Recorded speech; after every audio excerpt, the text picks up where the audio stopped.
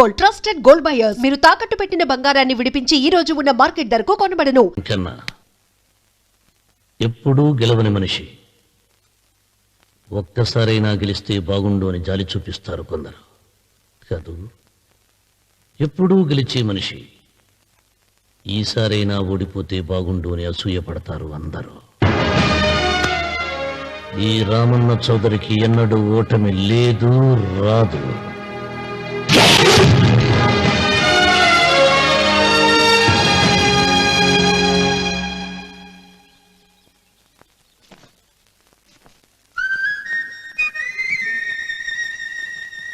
ఏంటమ్మాయి గారు ఆలోచిస్తున్నారు? ఆ రోజు పనివాళ్ళ వచ్చాడే, అతని మొహంలో నాకు రాజకళ కనిపిస్తోంది. మరి నా కోసం వచ్చిన అతను నాకెందుకో అతను యజమానేనా అని సందేహంగా ఉంది. బాగా డబ్బున పిల్ల నాకు పెళ్ళంగా రాబోతుందని కుళ్ళిపోకండి. కుళ్ళు కాదురా, నీకు నచ్చిన పిల్ల మాట్లాడే మాటలు వింటుంటే ఖచ్చితంగా పనిపిల్లి అనిపిస్తుందిరా. పనివాడిలాగా మాట్లాడితే ఏంటి? కొందరు డబ్బున్న మనుషులు అలాగే మాట్లాడతారమ్మాయి గారు. భాష మాత్రమే కాదే, ఆ చూపు, ఆ రూపు ఒక్కటి కూడా యజమానిలో లేడు. పొట్టి గుమ్మడికాయలా ఉన్నాడు. మీరేనన్నా చెప్పండి చంద్రబాబు గారు, నేను ప్రేమించిన అమ్మాయి యజమానురాలు, మీరు ప్రేమించిన అమ్మాయి పని మనిషి. ఈ అనుమానాలు ఎందుకురా? ఏదో ప్లాన్ వేసి మనిద్దరం ఒకసారి అక్కడికి వెళ్ళి చూసేస్తే పోలా? ఒకవేళ వాళ్ళు మనల్ని చూస్తే? అవును, ఎలా? ఇబ్బంది లేకుండా మీరు నాలాగా నేను మీలాగా వెళ్దాం. ఏ వెంకమ్మా, వెళ్దాం అమ్మా, వెళ్దాం.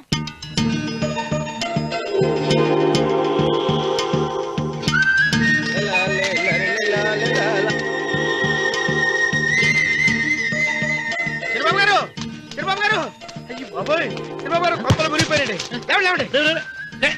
ఏమైందిరా? మీరు అర్జెంట్గా బట్టలు తీసేయండి, నా బట్టలు తీసేస్తారు. నా బట్టలు ఉడతీయమంటున్నావు, నీ బట్టలు ఉడుతున్నావు, నీకేమైనా మతిపోయిందా? బతిపోవటం కదా మగడ. మన పెళ్లి చూపులకి వెళ్ళి కొమ్మలితో అమలుపు దాకా వచ్చారు. ఆ పిల్ల నన్ను చూసిందంటే నా పెళ్లి అయిపోద్ది. నా బట్టలు నువ్వు తీసుకొని నీ బట్టలు నాకు ఇచ్చేయి. నేను నీకు ఎప్పుడు పనుడిగా నటించడం నా పని. నేను ఎప్పుడు రా? నువ్వు పనివాడు అని తెలిసి ఆ అమ్మాయి నిన్ను ప్రేమించింది, యజమాని అని తెలిస్తే చచ్చినా ప్రేమించదు. నా మాట వినండి బాబు, నీకు దండం పెడతాను. విప్పను అయితే ఇంకాగేమిటి? అయితే విప్పుతా, నువ్వు విప్పు. ఇప్పు. అదే ఎరకమ్మాయి, నిన్న నాదే, నేడు నాదే, రేపు నాదే, ఎల్లుండి కూడా నాదేలే. ఏట్రా కళ్ళు కనపట్టలేదా? కొవ్వెక్కిందా? చంపేస్తాను.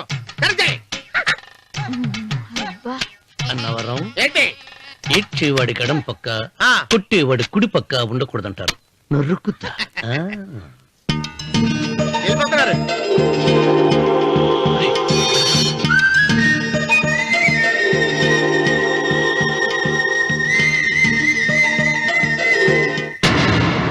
నువ్వే మాకు కొండంత అండ అనుకున్నావు, నిన్నే పిండి పిండి చేసి పారేశాడు. వామ్మో వాయ్యో, ఆ రామన్న చౌదరికి వయసు మీద పడుతుండా ఎంత బలమయ్యా.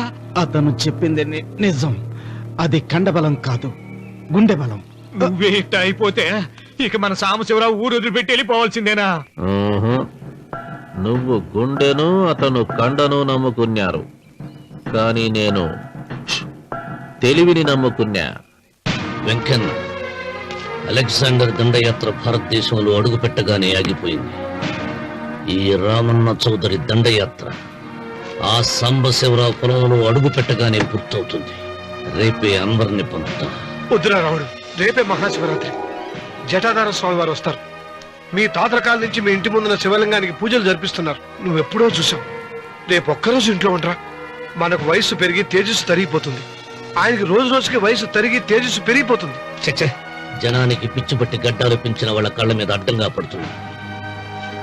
రే వెంకన్న, ఒకప్పుడు ఈ దేశంలో 3 దేవుళ్ళు, 3 కోట్ల మంది మహానుభావులు ఉండేవాడు, అంటే మానవత్వం ఉన్నవాడు.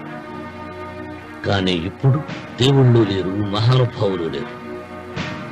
ఈ స్వాములు మిమ్మల్ని మాయ చేయగలరు, గాని నన్నేమేం చేయలేరు.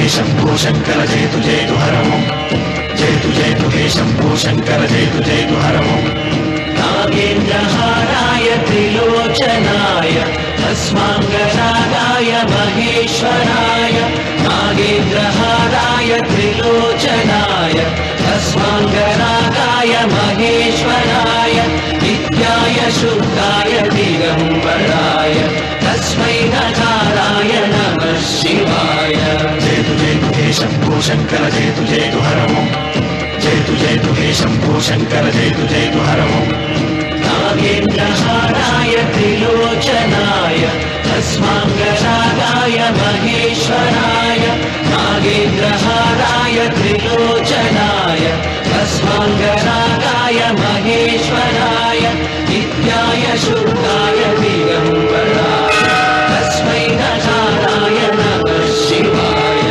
జయతు హే శంభో శంకర జయతు జయతు హరము జయతు హే శంభో శంకర జయతు జయతు హరము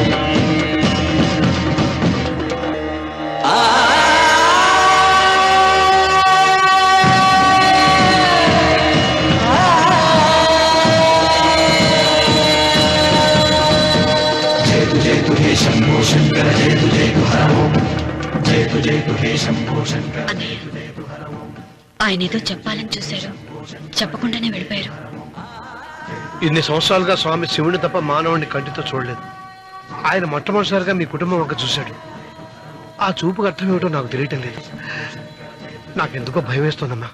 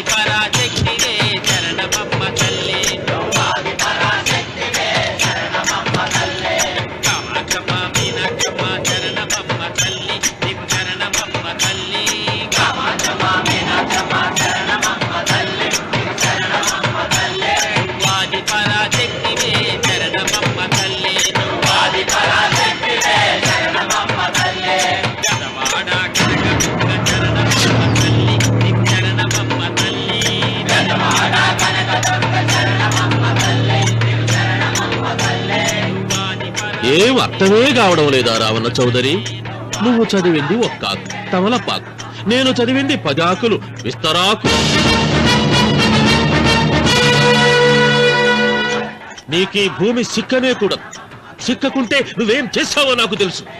సుబ్బారాయుడికి చూపినట్టు తాళిబొట్టు చూపించి గబ్బు లేపుతావు, లేకుంటే ఫైల్ వారికి చేసినట్టు ఎముకల్లోకి సున్నం లేకుండా పిండి లేపుతావు. అదానికి నేనే ముందుగా కొట్టిన గాయం ఏడ ఉందో తెలియని కముకు దెబ్బ. 30 ఎకరాల భూమి నిత్యాన్నదానం కోసం అమ్మవారి దేవాలయానికి రాసేసిన ఈ దేశంలో నేను పోయేదానికి యాకోర్టు లేదు. అదానికి దేవుని కోర్టుకు రాసినా నువ్వు వాటికి రాలేవు. నా 30 ఎకరాలు నాకు దక్కకున్నా పర్వాలేదు, నీకు దక్కకూడదు.